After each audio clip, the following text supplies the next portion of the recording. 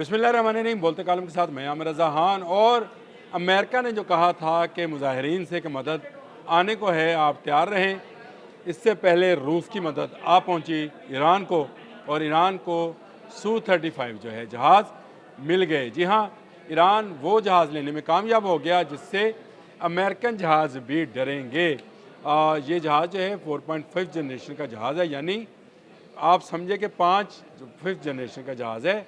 और इसमें जो मिसाइल्स हैं वही मिसाइल्स हैं जो Su-57 में इंस्टॉल किए जाते हैं। ये कौन से मिसाइल्स हैं और ईरान के पास इस मल्टी रोल जहाज़ के आने के बाद सिचुएशन क्या है? देखिए, सबसे पहली बात यह है कि अभी पिछले साल ही ईरान और इजराइल की जो वार हुई थी, उसमें ईरान को जो सबसे बड़ा सेटबैक था वो ये था कि उसकी फ़ज़ाइया जदीद तैयारे नहीं रखते थे।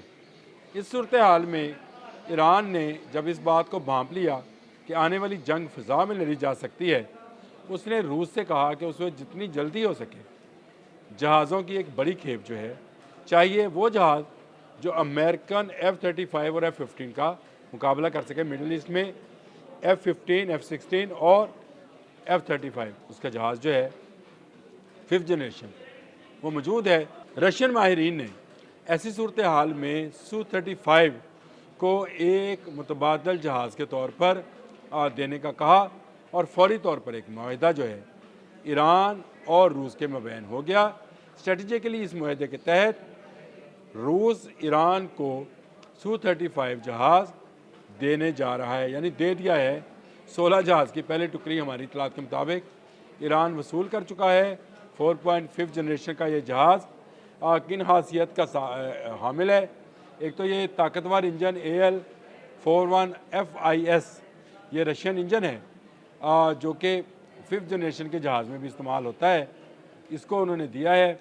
रडार इसमें IRBS रडार्स हैं, और इसका 8000 किलोग्राम तक ये वॉर हेड ले जाने की सलाहियत रखता है। इसका अंदरून विजुअल रेंज यानी कम विजुअल रेंज जो 150 किलोमीटर तक है, उसके लिए अल्फ़ा 73 मिसाइल इसमें नस्ब है। फिर बियॉन्ड विजन रेंज यानी BVR मिसाइल जो है वो 77M है, और इसकी रेंज जो है 300 किलोमीटर तक है।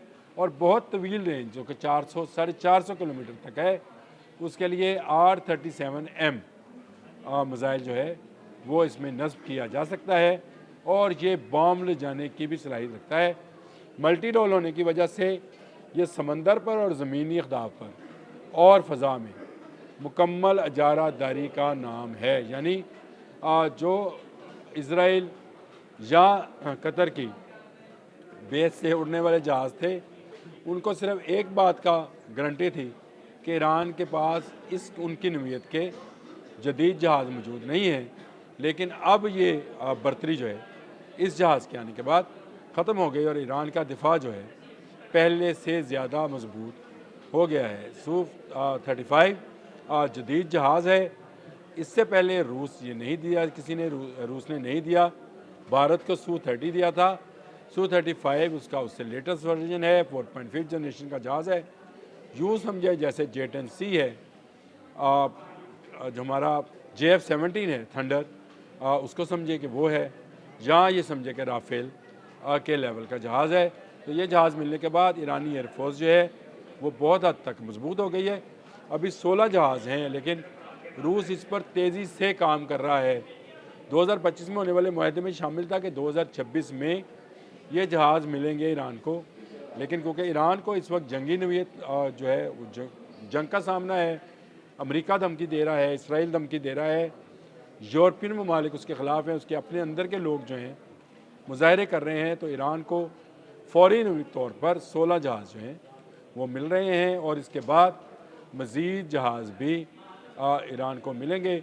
और रूस के वज़ारत ख़ारजा जो है उसकी तर्जमान का बयान मैंने इससे पहले एक वीलॉग में बताया भी है कि उन्होंने ये कहा कि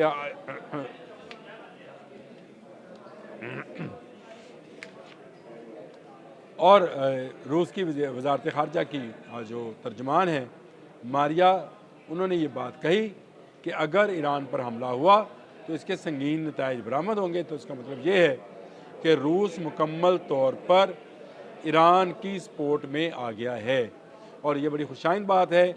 इससे जंग से बचा जा सकता है। इसको यूँ ना समझें कि रशिया और अमेरिका की आपस में जंग होगी। जब एक सुपर पावर सामने आ खड़ी होती है तो दूसरी सुपर पावर फिर जंग से कतराती है।